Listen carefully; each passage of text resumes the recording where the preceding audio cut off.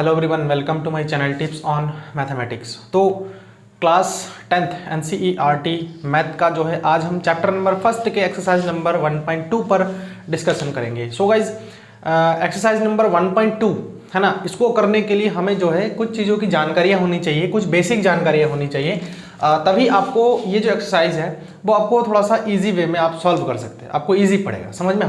तो यहाँ से देखिए, सबसे पहला इसमें जो हमारा आता है एक्सरसाइज नंबर 1.2 में सबसे पहला इसमें जो टॉपिक हमारे पास है वो है fundamental theorem of arithmetic. So fundamental theorem of arithmetic देखिए क्या कहता है। फंडामेंटल थ्योरम ऑफ अरिथमेटिक ये कहता है कि prime factorization of composite number is unique. अब इस सेंटेंस का मतलब क्या है कि कोई भी कंपोजिट नंबर है उसका मैं अगर प्राइम फैक्टराइजेशन करूं तो वो हमेशा के लिए क्या होगा, यूनिक होगा। यूनिक का मतलब एक ही होगा।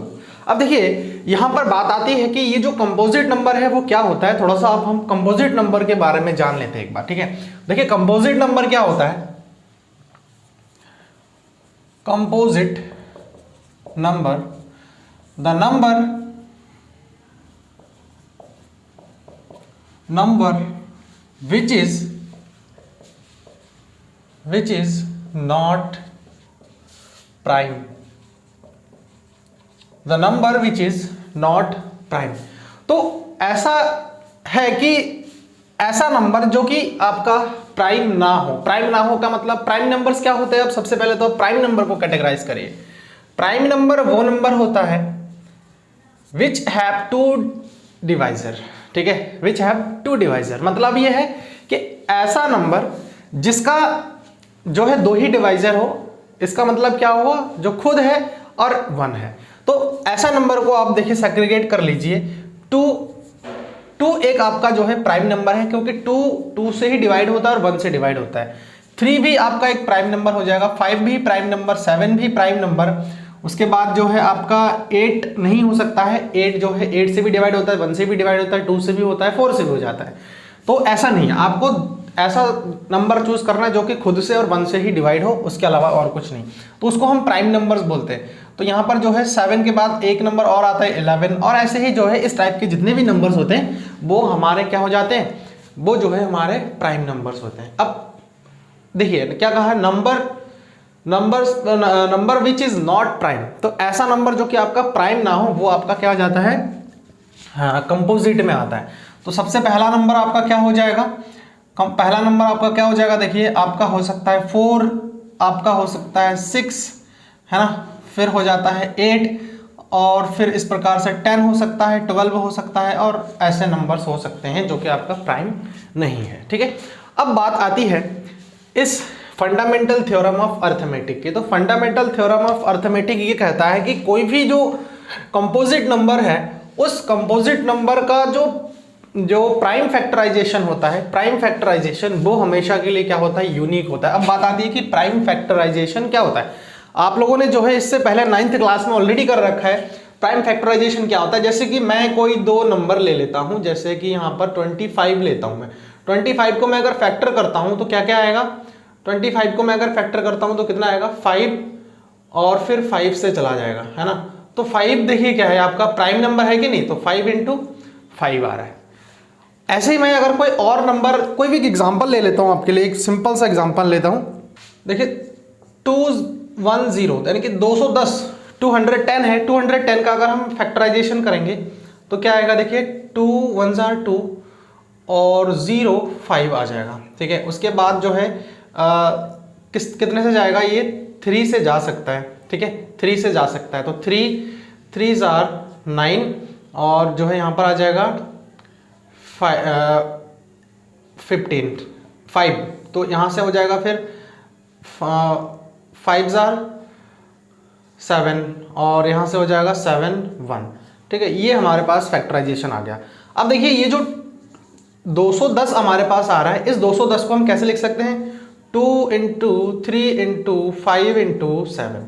तो कोई भी कंपोजिट, ये 210 आपका एक कंपोजिट नंबर है, ठीक है। तो ये कंपोजिट नंबर का देखिए प्राइम फैक्टर, ये सारे का प्राइम का मतलब क्या है, यही तो नंबर्स है 2 3 5 7 11, तो ये जितने फैक्टर्स होंगे वो सारे के सारे प्राइम होंगे, हमारे प्राइम नंबर्स होंगे, तो उन्हीं का फैक्टर है। अब देखिए ये हमेशा के लिए यूनिक होगा। आप अगर इसका ऑर्डर थोड़ा सा भी अगर चेंज कर देंगे, इधर उधर आप कर सकते हैं, लेकिन फिर भी मैं अगर देखो इसको ऐसे भी लिख सकता हूँ 3 इंटू 2 इंटू 5 इंटू 7, मैंने 2 को आगे पीछे कर दिया, ऐसे 3 इंटू 2 इंटू 7 इंटू 5। बट हमेशा के लिए ध्यान रखना, ये जो प्राइम फैक्टराइजेशन होगा वो यूनिक होगा। ऐसा नहीं है कि आपके पास 2 इंटू 3 इंटू 5 इंटू 7 आ रहा है और आप कोई और एक पर्सन कर रहा है इसको फैक्टर, तो उसमें फिर 2 और ऐड हो जा रहा है, ऐसा नहीं है। आपका जो ऑर्डर है वो आप जो है कुछ भी कर दे, ऑर्डर को अगर चेंज भी कर दे एक टाइम के लिए, तो भी जो है वो यूनिक ही रहता है। ये कहा जाता है फंडामेंटल थ्योरम ऑफ अरिथमेटिक, ये कहता है। तो प्राइम फैक्टराइजेशन हमेशा के लिए क्या होगा, कोई भी आपका कंपोजिट नंबर है हमेशा के लिए यूनिक होगा, ठीक है, चाहे वो कुछ भी हो। कोई एक नंबर ले लीजिए, उसका जो फैक्टर होगा कोई और पर्सन करेगा तो उसका भी वही फैक्टर आना है, ठीक है। अब देखिए यहां पर एक चीज है, इसमें कोई फर्क नहीं पड़ता है कि इसका ऑर्डर कैसा है, समझ में, ऑर्डर कैसा है। आपको अगर ऑर्डर करना है, अगर इसको हम जो है छोटे से बड़े की ओर जो है इसको हम फैक्टर के फॉर्म में हम रखें, तो उस कंडीशन में तो एकदम ही यूनिक हो जाएगा, ठीक है। उस टाइम तो हमें कुछ सोचने की जरूरत ही नहीं है कि भाई ये जो है ऑर्डर इसका कैसा है कि नहीं। उस टाइम जो है छोटे से बड़े की ओर आएगा तो सबका सेम आएगा, सबका दिखने में भी सेम होगा सब कुछ। लेकिन कुछ कंडीशन है ऐसा कि जो है आगे पीछे हो सकता है इसका, ठीक है, डजंट मैटर, उसमें कोई फर्क नहीं पड़ेगा। तो होप कि आप लोगों को जो फंडामेंटल थ्योरम ऑफ अरिथमेटिक है ये चीज समझ में आप लोगों को अच्छी तरह से आ गया है। अब देखिए ये जो फंडामेंटल थ्योरम ऑफ अरिथमेटिक है, इसमें हमारे पास कुछ टॉपिक आते हैं, जैसे एलसीएम फाइंड आउट करना, किसी भी दो नंबर का एलसीएम और एचसीएफ फाइंड आउट करना, ठीक है। तो इसको थोड़ा सा हम पहले रफ कर लेते हैं, उसके बाद जो है बात करते हैं। सो देखिए एक एग्जाम्पल है यहाँ पर, इसको हम थोड़ा सा कोशिश करते हैं, एनसीईआरटी का ही एग्जाम्पल है, बहुत ही अच्छा एग्जाम्पल है। इसका एक्सरसाइज में भी एक आपको एग्जाम्पल मिलेगा। Consider the number 4 raised to the power n where n is a natural number. Check whether there is any value of n for which 4 raised to the power n ends with the digit 0. ये कह रहा है कि आपको इसमें बताया गया 4 raised to the power n, जहां पर n एक नेचुरल नंबर है, तो हमें ये चेक करना है whether there is any value for n, मतलब n के किसी भी वैल्यू के लिए, n के किसी भी वैल्यू के लिए ये जो 4 raised to the power n है वो क्या 0 पर एंड होता है, एंड विद द डिजिट 0, 0 पर एंड होता है, वो चीज हमको बताना है। देखिए कोई भी नंबर हो दुनिया का, वो नंबर 0 पर एंड होने का मतलब क्या है। देखिए मैं अगर 110 की बात करूं, मतलब 10 की बात करूं, तो 10 जो है 0 पर एंड हो रहा है, इसका मतलब क्या है 2 इंटू 5। इसके प्राइम फैक्टराइजेशन में देखिए, प्राइम फैक्टराइजेशन में कम से कम 1 2 और 1 5 तो होना ही चाहिए। ऐसे ही मैं अगर 2 0 की बात करूं तो उस कंडीशन में जो है 2 और 2 5 होना चाहिए। तो मतलब जितना 0 देखेंगे 2 और 5 का उतना ही पेयर हमारे पास होने चाहिए। हम तभी जो है बोल सकते हैं कि हाँ उस नंबर के पीछे उतना 0 है। तो अब देखिए बात करते हैं कि इस 4 raised to the power n पर, तो 4 raised to the power n को अगर मैं देखिए 2 into 2 raised to the power n आ रहा है, समझ में आया, और 2 raised to the power 2 the power n हम इस प्रकार से इसको लिख सकते हैं। देखिए थोड़ा सा सही से लिख लेते हैं, n या फिर हम 2 raised to the power 2n। तो आप एक चीज इसमें ऑब्जर्व कर सकते हैं कि ये जो 4 raised to the power n है, यही पूछा गया था कि क्या ये नंबर जो है 0 पर एंड हो सकता है या नहीं है। मतलब n का value for n is n जहां पर जो है आपका एक नेचुरल नंबर है, मतलब n का वैल्यू हम 1 रखे, 2 रखे, 3 रखे, ऐसे आप 10 रखे, तो क्या n का किसी भी वैल्यू के लिए ये जो 4 raised to the power n है वो 0 पॉसिबल है। देखिए नहीं है। क्यों नहीं है? क्योंकि अगर मैं 4 raised to the power n की बात करूं तो इसमें जो प्राइम फैक्टराइजेशन हमारे पास आ रहा है 4 raised to the power n का, तो उस कंडीशन में इसमें सिर्फ 2 ही है और 2 एक अकेला है।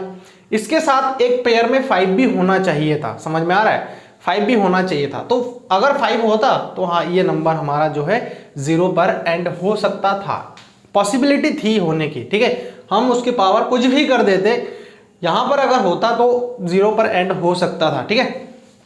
तो आप इसको ऐसे समझ सकते हो कि कोई भी नंबर को 0 पर एंड होने के लिए एक ही कंडीशन होता है कि उसकी जो प्राइम फैक्टराइजेशन है वो उसमें आपका कम से कम एक पेयर 2 और 5 का तो होना ही चाहिए, ठीक है।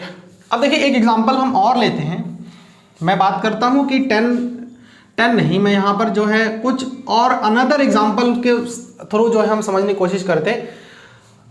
10 की पावर n लेते हैं तो ये टोटल जो नंबर होगा n का वैल्यू कुछ भी हम रख दें, क्या ये 0 पर एंड हो सकता है? जी बिल्कुल हो सकता है, क्योंकि 10 को अब प्राइम फैक्टराइजेशन करिए 2 और 5 के फॉर्म में आएगा, ऑलरेडी 0 है दिख रहा है, तो ये चीज मैटर करता है, ठीक है।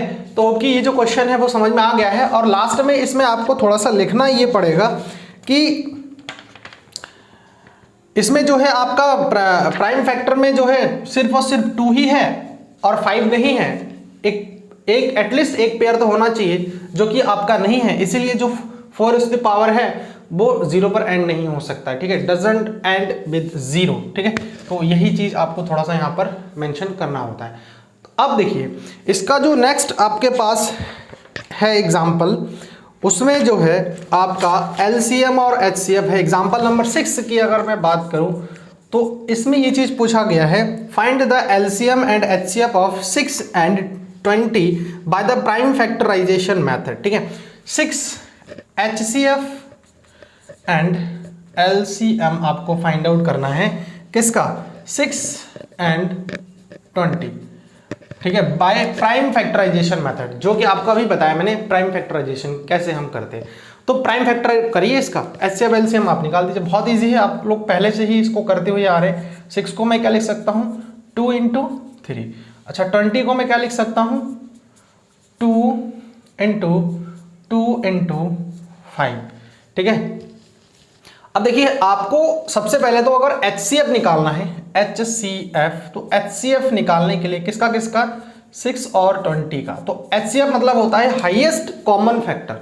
हाईएस्ट कॉमन फैक्टर का मतलब क्या है भाई, दोनों में कॉमन हो और वही चीज हाईएस्ट भी हो, दोनों में कॉमन हो और वही जो है हाईएस्ट भी हो। तो देखिए दोनों में कॉमन 2 ही है आपका दोनों में, और यही हाईएस्ट है common factor. Highest common factor का मतलब क्या है, हाईएस्ट भी हो और कॉमन भी हो। तो 2 ही ऐसा नंबर है जो कि इन दोनों में है और हाईएस्ट भी है, तो आपका कितना आ जाएगा 2 आ जाएगा। ऐसे ही LCM की अगर मैं बात करूं तो लीस्ट कॉमन फैक्टर होता है। लीस्ट कॉमन फैक्टर का मतलब क्या है, कम से कम वो कॉमन फैक्टर आपको उठाने होते हैं। तो कम से कम वो कॉमन फैक्टर आप जो है कैसे उठा सकते हैं, यहां से देखिए इसको थोड़ा सा और सही वे में लिख सकते हैं 2 into 3, और इसको मैं लिख सकता हूं 2 raised to the power 2 into 5। तो इसके लिए जो LCM हमारे पास आ जाएगा वो कितना आएगा, LCM आने के लिए आपको जितने भी इसमें फैक्टर्स हैं उनको लिखना है, लिस्ट को आपको उठाना है। तो LCM ऑफ किसका देखिए 6 और 20 का हम कैसे कर सकते हैं 2 into 2, ये नहीं लेना है, ठीक है, into 3 into 5, ये चीज आ जाएगा आपका जो है लीस्ट कॉमन फैक्टर में, ठीक है, least common multiple, sorry LCM होता है लीस्ट कॉमन मल्टीपल। तो लीस्ट में आपका देखिए एक ये आ जाएगा, क्योंकि ये 2 भी इसमें लाई कर रहा है, और ये आ जाएगा, ये आ जाएगा, ये 2 को हम नहीं लेंगे, ऐसे हम निकाल सकते हैं। तो इसको अगर आप मल्टीप्लाई करेंगे तो आपके पास जो आंसर आना है वो आ जाएगा, देखिए यहाँ पर हो जाएगा 4 2 2 ज़ा 4 4 5 ज़ा 20 23 ज़ा 60, ठीक है। तो 6 और 20 का जो LCM आ जाएगा वो आपका कितना आ जाएगा 60 आ जाएगा। तो होप कि आप लोगों को समझ में आ गया, ये तो पहले से ही आप लोगों को आता होगा, इतना तो आप लोगों ने कर ही रखा है। अच्छा इसके बाद जो है कोई भी अगर 2 नंबर दिया हुआ है और उन दोनों नंबर्स के आपको क्या करना है LCM निकालना है, HCF निकालना, तो इनके बीच में कोई रिलेशन भी होता है हमारा, ठीक है।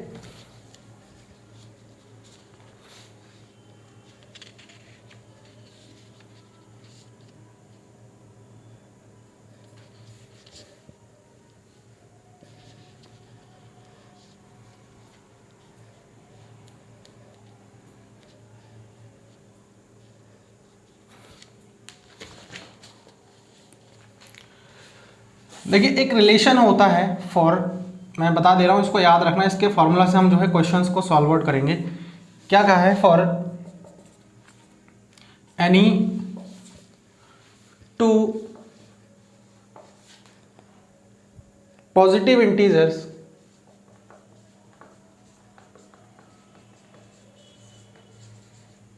ए एंड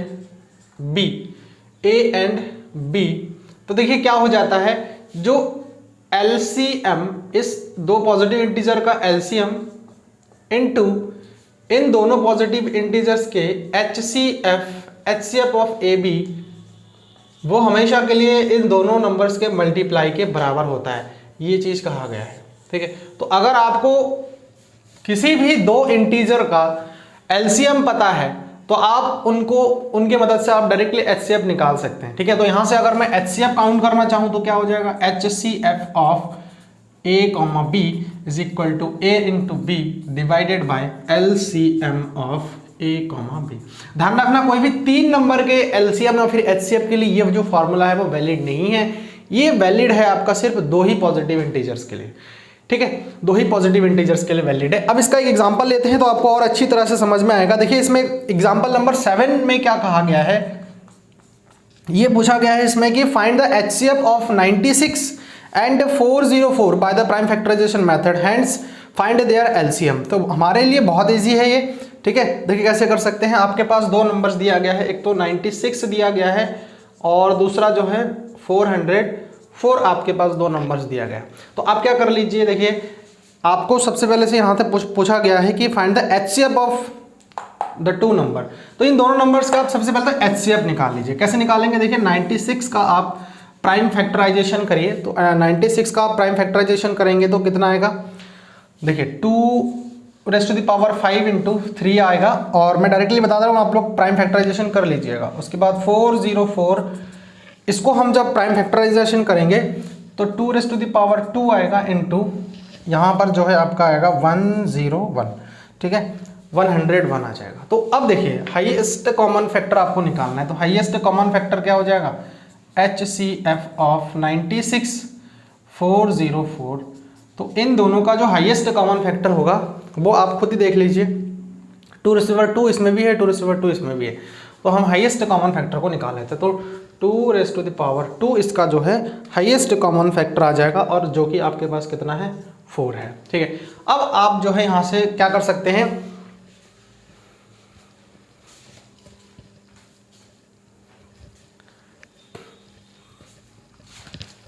देखिए फॉर्मूला आप लोगों के पास है ना, ये वाला फॉर्मूला। तो एचसीएफ आपने फाइंड आउट कर लिया है, तो इस फॉर्मूला का यूज करके आप क्या कर सकते हो, एलसीएम भी निकाल सकते हो। तो एलसीएम जो है, एलसीएम ऑफ किसका 96, 404 क्या हो जाएगा, a into b divided by HCF of 96, 404। इसी फॉर्मूला को हमने जो है क्या कर दिया है, थोड़ा सा सेपरेट करके, है ना, इसको साइड चेंज करके इसको हमने जो है क्या कर लिया है, डिवाइड में लेके आए, एलसीएम निकल जाएगा।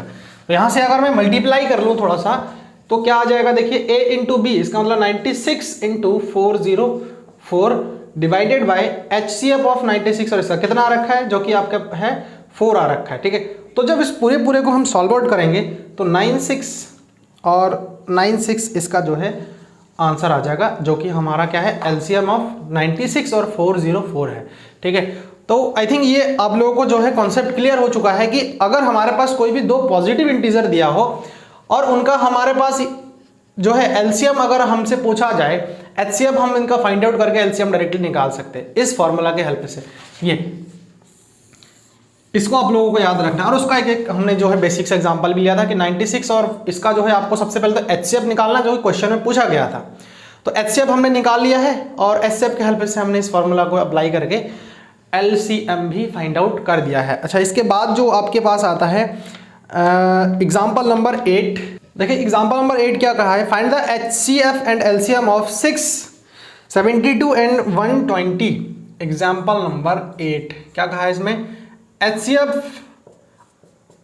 एंड LCM किसका किसका निकालना है हमको, 6, 72 और 120 का आपको जो है LCM और HCF निकालना है using the prime factorization method. तो आपको प्राइम फैक्टराइजेशन मेथड का यूज करके आपको सबसे पहले LCM और HCF निकालना है। तो 6 का आप प्राइम फैक्टराइजेशन करिए तो क्या आ जाएगा, देखिए 2 3 जार 6, 3 1 जार। तो 6 को अगर मैं लिखूं तो 2 इंटू 3 के फॉर्म में लिख सकता हूं। ऐसे ही मैं 72 का अगर प्राइम फैक्टराइजेशन कर लूं तो कितना आएगा, देखिए 2 3 जार 6, 2 6 जार, 2 से ए भी फिर से चला जाएगा, 2 1 जार और 2 8, फिर से चला जाएगा 2 9 है ना, 9 टाइम जाएगा, 3 3 जार और फिर 3 1 जार। अच्छा उसके बाद जो है 120 का हम करेंगे तो फिर से देखिए क्या आ जाएगा, 2 6 2 3 2 15 3 5 और यहाँ से हो जाएगा 5 1। ठीक है, अब देखिए इसको हम लिख लेते हैं। 72 को हम लिख सकते हैं 2 इंटू 2 इंटू 2 इंटू 3 इंटू 3। ऐसे ही सिमिलरली मैं 120 को लिख सकता हूँ 2 इंटू 2 इंटू 2 इंटू 3 इंटू 5। तो HCF आप निकाल लीजिए, HCF ऑफ किसका किसका, इनका 6 72 और 120। तो इसका क्या जाएगा, HCF मतलब क्या होता है, हाईएस्ट कॉमन फैक्टर। तो भाई जो तीनों में कॉमन हो और वो हाईएस्ट भी हो, तो हाईएस्ट देखिए यहाँ पर 2 इसमें भी आ रहा है, इसमें भी आ रहा है, इसमें भी आ रहा है। और कोई ऐसा कॉमन फैक्टर है, 3 है, देखिए इसमें भी 3 है, ये भी है 3 और ये भी 3 है। बाकी कोई भी कॉमन फैक्टर इन तीनों में नहीं है, बाकी इन दोनों में तो है लेकिन इसमें नहीं है। तो इसके लिए क्या हो जाएगा, आपके पास 2 एक फैक्टर आ रहा है और 3 एक आ रहा है। तो इसको हम अगर सॉल्व करेंगे तो 6 आ जाएगा। एक बार चेक कर लेते हैं आंसर इसका सही है या नहीं है। इसका जो आंसर आ रहा है वो हमारे पास 6 आ रहा है। ठीक है, और उसके बाद जो है LCM भी हम निकाल सकते हैं। LCM किसका किसका, 6 72 और 120। तो LCM लीस्ट कॉमन मल्टीपल। तो लीस्ट कॉमन मल्टीपल निकालने के लिए, लीस्ट कॉमन मल्टीपल निकालने के लिए क्या काम है भाई, इनमें आप उन्हीं नंबर्स को देखिए। इसको देखिए और थोड़ा सा आप जो है सेपरेट कर सकते हैं। इसको मैं क्या लिख सकता हूँ, जो 6 है, 6 को क्या लिख सकते हैं, देखिए 2 इंटू 3 तो लिख सकते हैं। 72 को हम क्या लिख सकते हैं, 72 को देखिए 2 इंटू 2 इंटू 2, तो 2 raise to the power 3 into और 3 रेज़ टू द पावर 2। उसके बाद जो है 120 है, तो 120 को कैसे लिख सकते हैं, 2 का जो प्राइम फैक्टर है 1 2 3, 3 टाइम है, इसका मतलब 2 रेज़ टू द पावर 3 लिख सकते हैं, इंटू 3 इंटू 5। तो आपको क्या करना है, लिस्ट वाला निकाल के ले आना है। लिस्ट मतलब क्या है, कम से कम। तो देखिए ये जो 2 है वो इसमें भी लाई कर रहा है इस वाले में, और ये जो 3 है वो इसमें लाई कर रहा है, ये भी 3 इसमें लाई कर रहा है, और 5 एक अलग से यहाँ पर मल्टीपल में आपका आ रहा है। तो देखिए मैक्सिमम वाला आपको लेना है, यहाँ से उठाना है। तो क्या आ जाएगा, देखिए 2 raise to the power 3, 3 raise to the power 2 into 5। तो ऐसे आप जो है निकाल सकते हैं। तो इसको जब मल्टीप्लाई आप करेंगे तो इस आंसर जो आएगा वो 360 आ रहा है। आप लोग एक बार इसको सॉल्व करके देख लीजिएगा। तो आपकी ये जो एग्जाम्पल नंबर 8 था वो आप लोगों को क्लियर हो चुका है। नॉर्मल हम वही मेथड यूज़ कर रहे हैं, थोड़ा सा यहाँ पर जो है चीज़ें एक्सपेंड हो गया है। ठीक है, चीज़ें जो है थोड़ा सा एक्सपेंड हो गया है, क्योंकि अब हम कुछ ऐसे थ्योरम्स को यूज़ कर रहे हैं जो कि कहीं ना कहीं आने वाला जो टाइम होगा उसमें अगर आप मैथ्स को ऑप्ट करते हैं और मैथ को पढ़ते हैं तो वहाँ जो चीज़ें हैं आपको, वहाँ जो चीज़ें आपको मिलेंगे उसको जो है सॉल्व करने में आप लोगों को थोड़ा सा इजी हो और जल्दी से आप उसको सॉल्व आउट कर पाए। इसीलिए ये सब चीज़ें अब थोड़ा सा एक्सपेंड होने लगे। कुछ है नहीं जो कि हम 9th क्लास 8th क्लास में पढ़ रखे ऑलरेडी, वही सारा चीज़ें हम यहाँ पर फाइंड आउट कर रहे हैं।